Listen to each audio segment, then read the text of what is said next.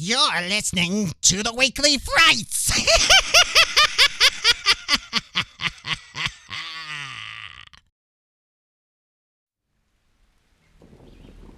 Well, hello. You smell that? Old wood, dusty curtains, and a little lightning in the air.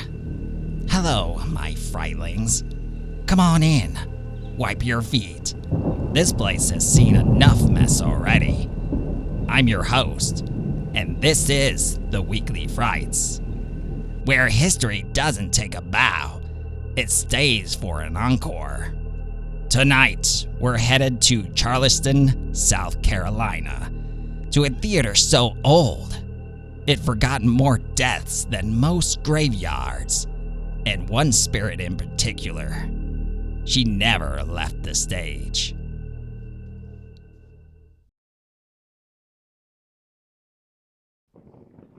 Before we talk about Nettie, we need to talk about the ground beneath her feet.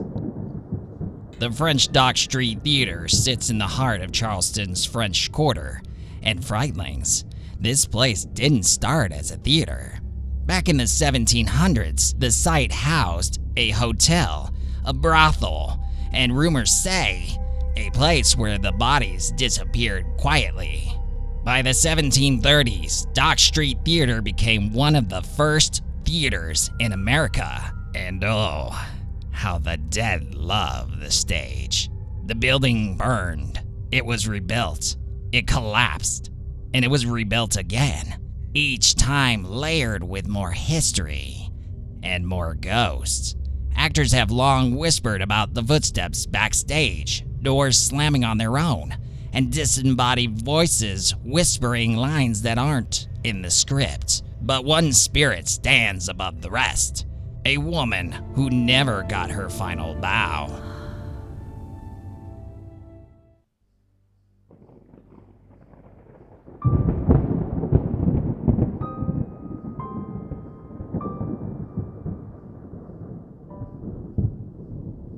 Nettie Dickerson wasn't just another name lost to history, my frightlings. Charleston in the 1800s was a city divided by class, money, and reputation, and Nettie stood just outside the velvet rope. According to legend, she longed to be accepted by Charleston's upper society, the very people who filled the best seats in Dock Street Theater. According to legend, she came from a poor background and was deeply drawn to the city's high society. At 25, considered past marrying age in the 1800s, she faced rejection due to both her age and low social status. Unable to marry into wealth, she initially worked as a clerk at St. Philip's Episcopal Church, but felt like she didn't belong. And so she did what many desperate hearts do. She spent her savings and bought a dress. Not just any dress, a bold red dress, expensive, eye-catching, impossible to ignore. Red like passion, red like defiance, red like a woman daring to be seen. Some say she wore it in hoping it would finally earn her place among Charleston's elite. Others claim it would be worn in heartbreak, after rejection, after being made to feel she would never belong. She began working as a prostitute at the Planter's Hotel to immerse herself in the luxurious lifestyle. Though she gained attention and wealth, she was never truly accepted, bitter and ostracized, especially by the wives of her clients. She remained an outsider, which ultimately led her to her tragic end. On the night of the storm, Nettie stood on the balcony of the Dock Street Theater as thunder shook the city. Rain lashed the streets. Lightning split the sky.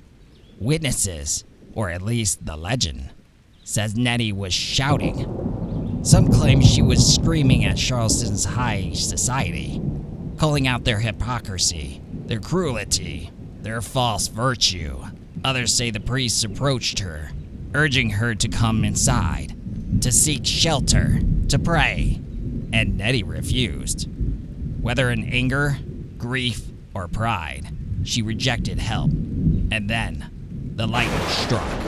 A blinding flash, a deafening crack. Nettie Dickerson was killed instantly, still wearing the red dress she hoped would change her life. And Frightlings, that's the part that never left the theater. Soon after her death, people began seeing a woman in period clothing wandering the balconies. Always watching, always silent. Some swear she smiles. Others say she looked heartbroken. Actors began reporting a woman staring down from the upper levels during rehearsals, footsteps pacing above them. The feeling of being judged during emotional scenes, almost like Nettie was still waiting for acceptance. Or maybe she's still demanding it. Nettie isn't alone. The Dock Street Theater is crawling with spirits. There's a gentleman in a top hat, often seen near the balcony, tall, silent, unmistakably not alive. There are reports of cold spots that move across the stage, lights flickering on and off mid-performance, props going missing, then reappearing center stage. One actress refused to perform after feeling someone tug on her costume from behind. No one was there.